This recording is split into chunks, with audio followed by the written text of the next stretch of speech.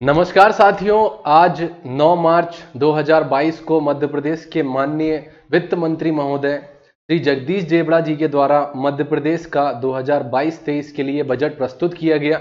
हालांकि ये जो बजट रहा है इसमें कांग्रेस की विधायकों की भारी नारेबाजी हुई। अगर आप सुबह से देख रहे होंगे कि मध्य प्रदेश का जो आज का बजट पेश हुआ है, इस बजट में क्या माहौल रहा सदन में, तो सदन में भारी जो है आप देख सकते हैं कि वहां नारेबाजी हुई। बहुत सारी जो है जो सदन में उपस्थित जो विपक्ष के नेता थे उनके द्वारा जो है इसको बहुत ज्यादा क्या किया गया, बहुत ज्यादा शोरगुल किया गया यहां पर। लेकिन इसके बावजूद भी बजट तो बजट है, वो तो पेश हो गई।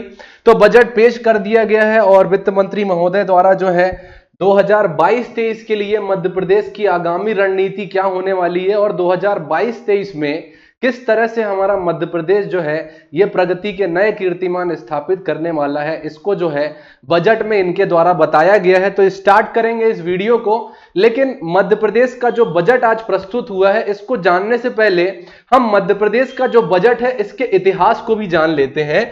तो अगर हम बजट की बात करें तो अब तक 63 बजट जो है ये मध्य प्रदेश में प्रस्तुत किए जा चुके हैं। कितने?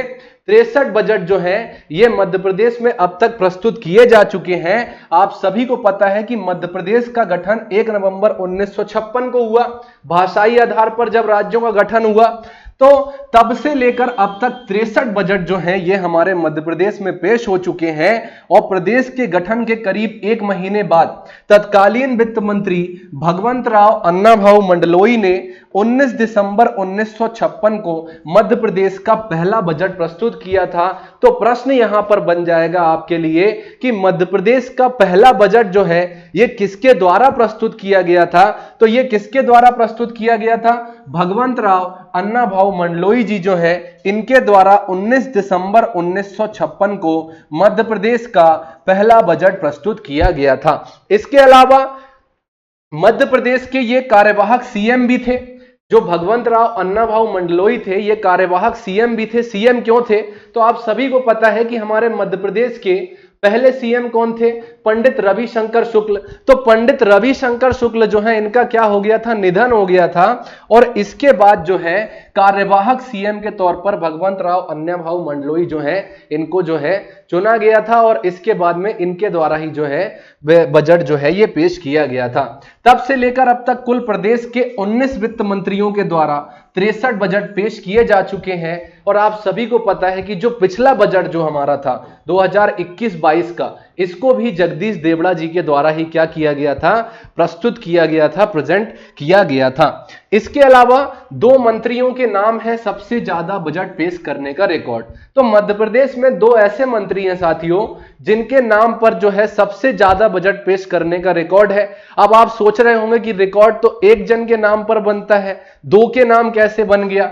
इसलिए बन गया क्योंकि दोनों ने ही 10-10 बार क्या किया है? बजट पेश किया है। एक कांग्रेस के थे और एक जो है भारतीय जनता पार्टी के रहे हैं। एक बीजेपी के रहे और एक कांग्रेस के रहे हैं। तो इनका नाम भी जान लेते हैं। तो मध्य प्रदेश में 2 वित्त मंत्रियों के नाम सबसे ज्यादा बजट पेश करने का रिकॉर्ड है।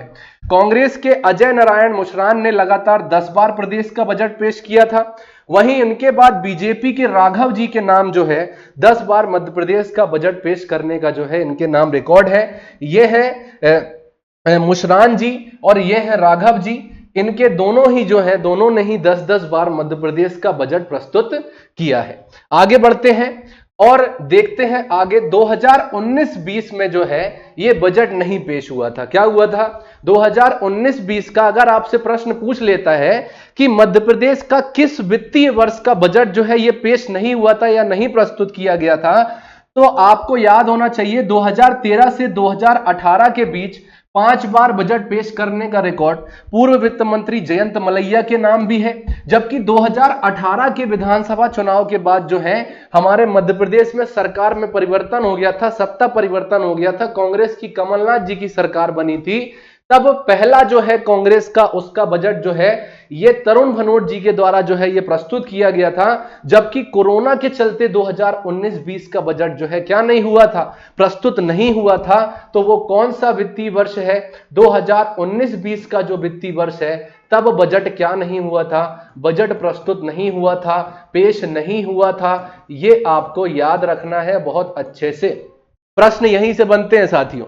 इसके अलावा 2 बार मुख्यमंत्रियों ने पेश किया बजट। अब अगर पूछ ले कि वो कौन से मध्य प्रदेश के मुख्यमंत्री हैं जिनके द्वारा बजट प्रस्तुत किया गया, मैं कार्यवाहक की बात नहीं कर रहा हूं, मुख्यमंत्री के तौर पर जो है जिन्होंने क्या किया, बजट पेश किया, तो 1971 में सबसे पहले श्यामचरण शुक्ल जी ने सीएम रहते हुए क्या किया था, प्रदेश का बजट प्रस्तुत किया था। इसके बाद 1972 में तत्कालीन मुख्यमंत्री प्रकाश चंद्र सेठी जो हैं, इनके द्वारा भी मध्य प्रदेश का बजट प्रस्तुत किया गया था। तो श्यामचरण शुक्ल जी का नाम याद रखिए, सीएम रहते हुए इन्होंने क्या किया, बजट प्रस्तुत किया। और इसके अलावा प्रकाश चंद्र सेठी जो हैं, इनके द्वारा क्या किया गया, सीएम रहते हुए बजट प्रस्तुत किया गया। तो ये हमने बात करी जो मध्य प्रदेश का जो बजट है या मध्य प्रदेश का बजट का जो इतिहास रहा है, इसकी हमने यहां पर बात की। आप सभी को पता है कि बजट शुरू होने से पहले आज भारी हंगामा हुआ। कांग्रेस विधायकों ने बजट भाषण शुरू होने से पहले ही हंगामा शुरू कर दिया। एक सदन है, सदन के सदस्य हैं सज्जन सिंह वर्मा जी ने, इन्होंने कहा कि 3 लाख करोड़ रुपए के कर्ज का बोझ जो है ये सरकार ने प्रदेश पर डाल दिया है। और इस पर हमारे मामा श्री शिवराज सिंह चौहान जो है, इनके द्वारा कहा गया कि भैया ऐसा करके आप अपनी ही छवि खराब कर रहे हैं, क्योंकि बजट भाषण है, दूसरे अगर कोई मामले हो तब आप विरोध प्रदर्शन करने हैं तो वो तो ठीक लगता है, लेकिन जब बात बजट की हो रही है, जब राज्य के विकास की बात हो रही है और राज्य आगामी 1 साल में कैसे चलने वाला है, राज्य की योजनाएं क्या होने वाली हैं, इस हिसाब से आप बजट का जो भाषण है इसे प्रस्तुत होने दीजिए, क्योंकि जो प्रदेश की जनता है ये सुनना चाहती है ना। अगर हंगामा होता रहेगा तो प्रदेश की जनता जो टीवी के सामने आज सवेरे से बैठी थी कि जो है बजट का जो है भाषण हम देखेंगे, बजट भाषण जो प्रस्तुत किया जा रहा है सुनेंगे, हमारे लिए क्या जो है सरकार लेकर के आ रही है, तो जनता जो है ये सुनना चाहती है। इसके बावजूद भी विरोध जारी रहा, लेकिन जो हमारे माननीय वित्त मंत्री महोदय जी हैं, इनके द्वारा बजट भाषण जो है वो पढ़ता जाया जा रहा था। इसके अलावा इन्होंने प्रतिपक्ष से विनम्र निवेदन किया कि भाई विरोध बाद में कर लेना, बजट भाषण जो है इसको प्रस्तुत हो जाने दीजिए। अब हम आते हैं मेन बजट पर। और बजट जो है ये एक ऐसा टॉपिक है दोस्तों कि जो भी मध्य प्रदेश की प्रतियोगी परीक्षाएं होंगी वहां से आपके लिए प्रश्न जो है यहां से बन जाते हैं। मैं वीडियो में बताते भी जाऊंगा कि प्रश्न आपसे कहां से बनने वाला है या कहां से प्रश्न जो है ये बनने की संभावना रहती है, या किस तरह के प्रश्न जो हैं ये बजट में हमारे बनते हैं, इनको भी हम यहां पर देखेंगे। और शुरू करते हैं हम अपना कि बजट जो है 2022-23 का, इसमें प्रदेश की जनता के लिए जो है क्या उल्लेखनीय कार्य जो है सरकार द्वारा किया जाएगा या किया गया है। तो बजट 2022-23 की अगर मैं बात करूं तो हंगामे के बीच पेश हुआ। एक कुछ बातें जो है बजट की हैं कि हमारा जो इस बार का बजट है इसमें ऐसा किया गया है कि किसी भी प्रकार का कोई नया टैक्स जो है ये नहीं लगाया गया है। और इस बार का बजट इसलिए भी चर्चा में है क्योंकि हमारे मध्य प्रदेश की सरकार ने पहली बार क्या किया है, चाइल्ड बजट जो है ये पेश करने के लिए सरकार द्वारा कहा गया है कि हम चाइल्ड बजट जो है ये पेश करेंगे। तो ये 2 नई चीजें हैं, इनको भी आप ध्यान में रखते हुए आगे का जो बजट है इसको समझने का प्रयास करें। तो लगभग दोस्तों 3000 किलोमीटर के नवीन सड़क कार्य, लगभग इसके लिए जो है 1250 किलोमीटर का सड़क नवीनीकरण कार्य तथा 88 नवीन पुल जो हैं इनका निर्माण का प्रस्ताव जो है बजट में दिया गया है। इसके अलावा जो प्रधानमंत्री ग्राम सड़क योजना है इसके अंतर्गत 4584 किलोमीटर जो है सड़कें एवं 180 पुलों के निर्माण का लक्ष्य है। प्रश्न यहीं से बन जाएगा साथियों कि प्रधानमंत्री ग्राम सड़क योजना के अंतर्गत जो है कितने किलोमीटर की सड़कें जो है इसका निर्माण जो है ये सरकार ने करने का लक्ष्य रखा है। तो याद रखिए 4584 किलोमीटर जो है ये सड़कें जो है प्रधानमंत्री ग्राम सड़क योजना के तहत बनाई जाएगी और 180 नवीन पुलों का निर्माण भी जो है सरकार करने वाली है। इसके अलावा मुख्यमंत्री ग्राम सड़क योजना के अंतर्गत 2022-23 में 1200 किलोमीटर सड़कों का निर्माण कार्य का लक्ष्य जो है ये रखा गया है।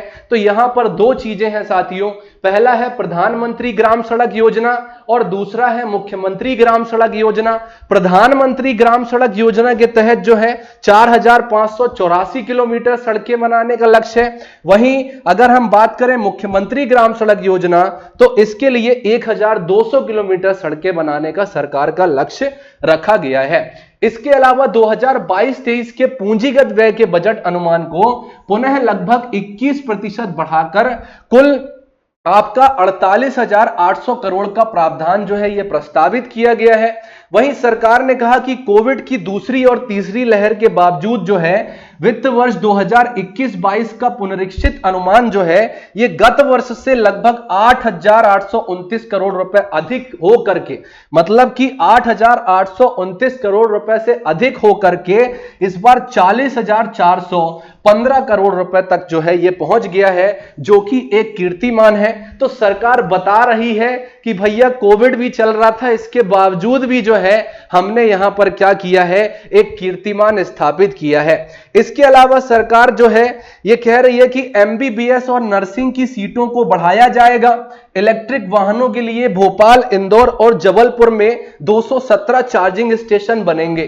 तो भाई जैसे आप देख सकते हैं कि एलन मस्क की टेस्ला हो गई, उनकी भी जो है चार्जिंग स्टेशन इलेक्ट्रिक कारें हैं। तो इस तरह से हमारे मध्य प्रदेश में भी क्या किया जाएगा, इलेक्ट्रिक वाहनों के लिए जो है नीति सरकार बना रही है। और साथ ही साथ इन शहरों का नाम याद रखिए, शहर कौन कौन से हैं, भोपाल हो गया, इंदौर हो गया और जबलपुर हो गया। यहां पर कितने 217 चार्जिंग स्टेशन जो है ये सरकार बनाने के मूड में है और सरकार ने इसके लिए प्रस्ताव जो है इस बजट में किया है।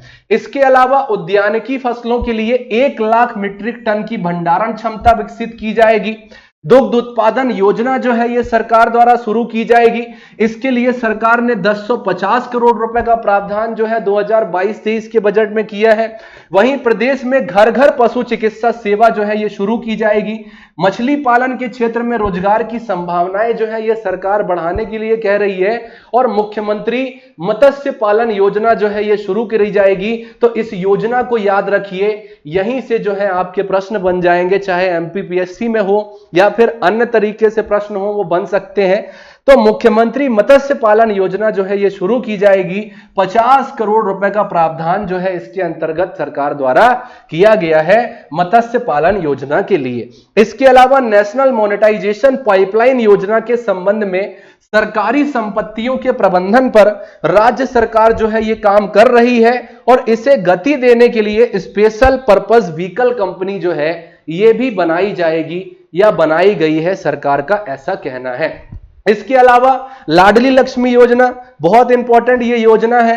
तो लाडली लक्ष्मी योजना जो है ये दोस्तों ना केवल मध्य प्रदेश बल्कि अगर हम भारत पे राष्ट्रीय परिप्रेक्ष्य में भी इसको देखते हैं तो मध्य प्रदेश की लाडली लक्ष्मी योजना जो है ये बहुत ही जो है आप कह सकते हैं कि ये राजकीय स्तर पर और राष्ट्रीय स्तर पर भी इसने जो है नए कीर्तिमान स्थापित किए हैं। इसके तहत 41 लाख बालिकाओं को लाभ मिला है। जन्म के समय 1000 बेटों की तुलना में बेटियों की संख्या कितनी हो गई है, 956 हो गई है। यहीं से प्रश्न बन जाएगा कि भाई आपका अब जो है हमारे मध्य प्रदेश में जो बालक हैं उनकी संख्या में बालिकाओं की संख्या कितनी हो गई है, तो ये हो गई है 956। कितनी हो गई है, 956 हो गई है। ये 956 का आंकड़ा याद रखिए।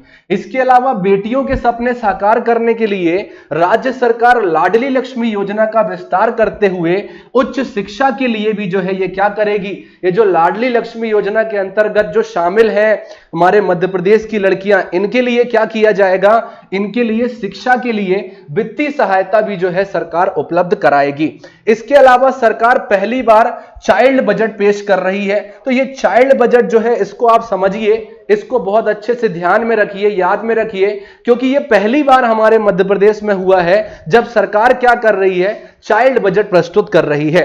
तो 18 साल से कम उम्र के जो बालक बालिकाएं हैं हमारे मध्य प्रदेश के, इनके लिए संचालित योजनाओं को अलग से दिखाया जाएगा। मतलब इनके लिए अब जो योजनाएं बनेंगी उसको एक अच्छा दिखा दिया जाता था, लेकिन अब क्या बोल रही है सरकार की इसको अलग से हम दिखाएंगे और इससे उनके लिए चल रही योजनाओं में जो है ये योजनाएं जो है ये उनके सामने क्या आएंगी, नजर में आएंगी, उनको पता चलेगा कि भाई हमारे लिए भी इस तरह की कोई योजना जो है ये सरकार द्वारा चलाई जा रही है, ताकि उसका लाभ वे ले सकें।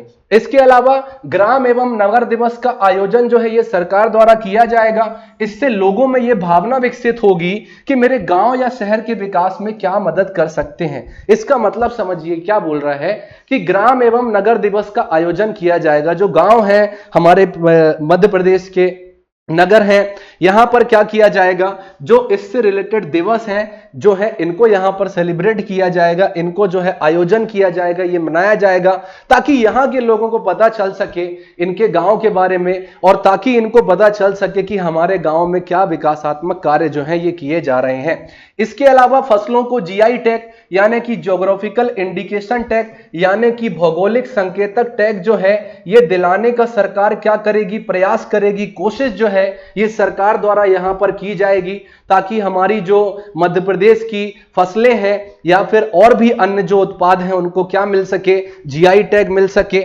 जीआई टैग जो है ये आपका किसके अंतर्गत आता है, विपो के अंतर्गत आता है। ये आपका 1967 में स्टैब्लिश हुआ। आपका स्विट्जरलैंड जिनेवा में इसके हेडक्वार्टर्स आपको मिलेंगे।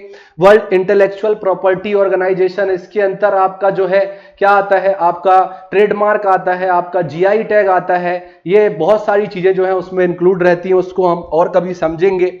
इसके अलावा पिछड़ा वर्ग के जो युवा हैं हमारे मध्य प्रदेश के, इनको रोजगार के लिए कितने करोड़ रुपए का प्रावधान किया है सरकार ने, 50 करोड़ रुपए का प्रावधान किया है पिछड़ा वर्ग के युवाओं के लिए, यानी कि जो ओबीसी के युवा हैं इनके लिए 50 करोड़ रुपए का प्रावधान जो है यह सरकार द्वारा प्रस्तावित किया गया है। इसके अलावा बहुत ही इंपॉर्टेंट अब चीज जो है मैं आपको बताने वाला हूं, इसको नोट डाउन कर लो, और कागज कलम जो है अगर अभी तक नहीं रखी है अपने पास तो उसको रख लो और नोट कर लो, क्योंकि बजट से जो है आपकी परीक्षाओं में निश्चित ही प्रश्न बनते हैं और प्रश्न जो है बनने की पूरी संभावना यहां पर रहती है। तो याद रखें 50 करोड़ रुपए ओबीसी के जो युवा हैं इनके लिए प्रस्तावित किया है। इसके अलावा भोपाल का जो ताजमहल है, रीवा का जो गोविंदगढ़ है, और इसके अलावा आपका छतरपुर का जो राजगढ़ पैलेस है, इसको क्या कर रही है सरकार, इसको निजी हाथों में देने के मूड में है, यानी कि इसको क्या करेगी, प्राइवेटाइज करने के मूड में है सरकार। इसको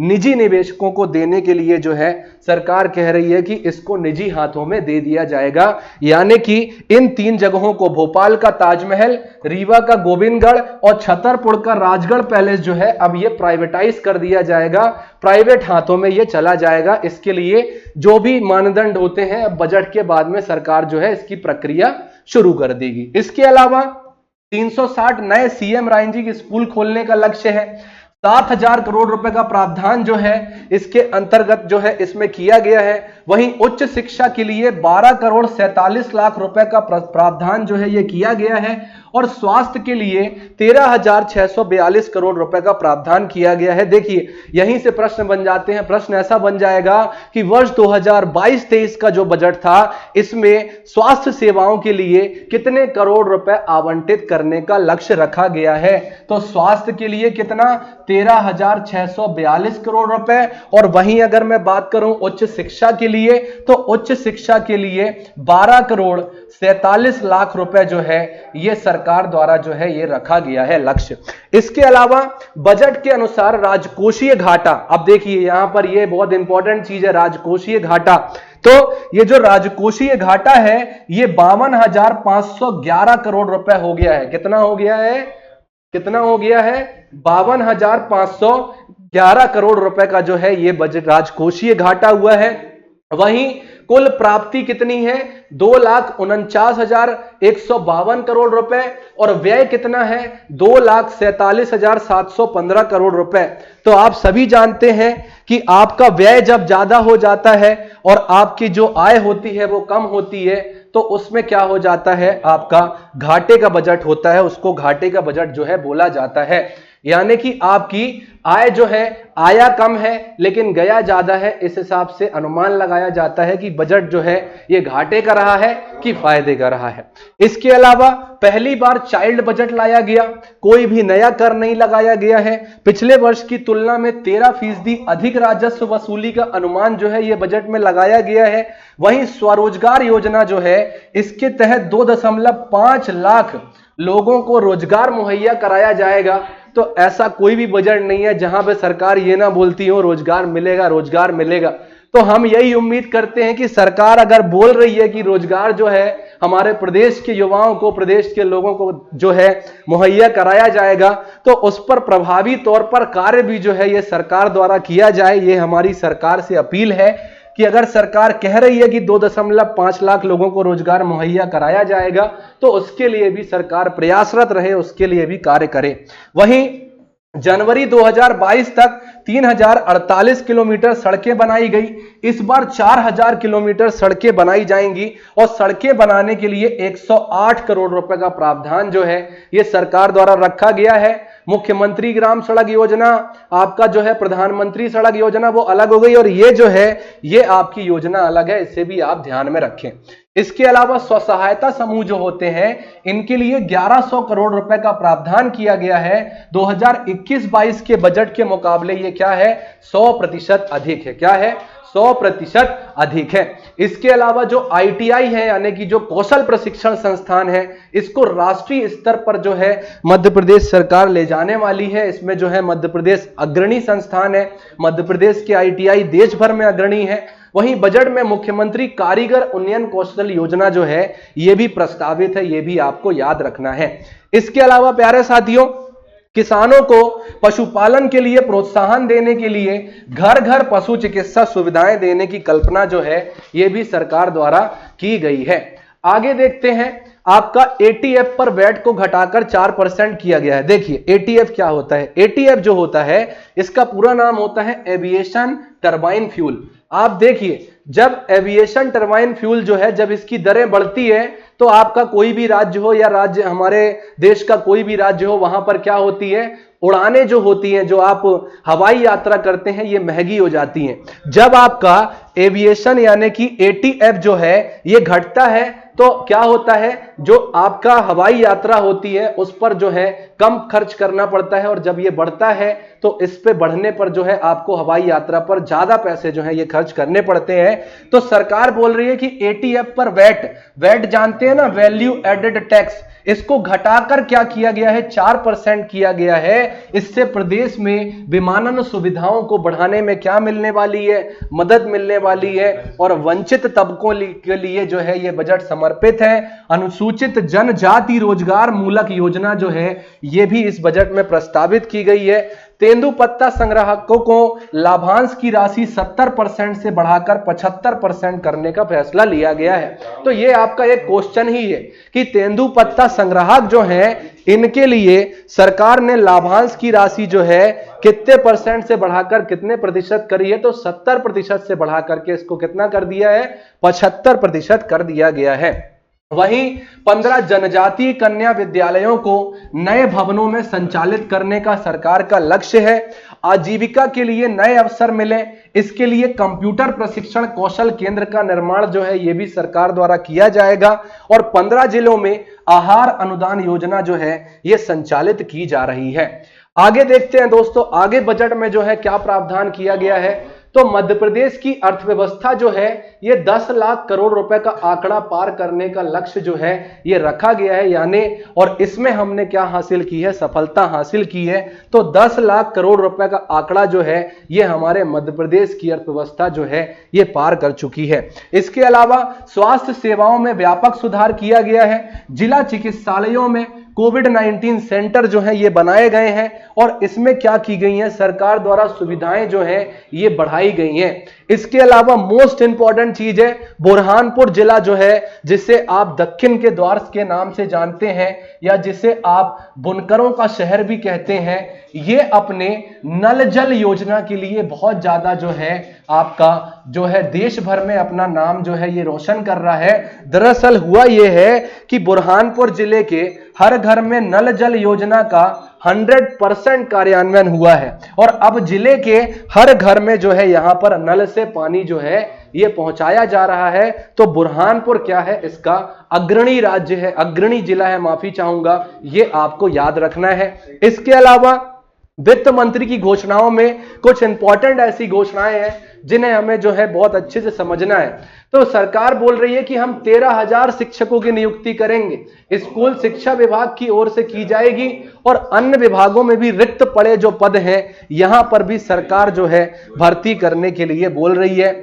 इसके अलावा निजी संस्थाओं में भी रोजगार के अवसर पैदा हो रहे हैं, इसके जरिए प्रदेश के युवाओं को रोजगार के साधन जो है ये प्राप्त हो रहे हैं। इसके अलावा उद्योगों को रियायती दरों पर जमीन दे रहे हैं, प्रक्रियाओं को सहज बनाया गया है, 3 दिन में उद्योग जो है ये भी शुरू किया जा सकता है इस योजना के अंतर्गत।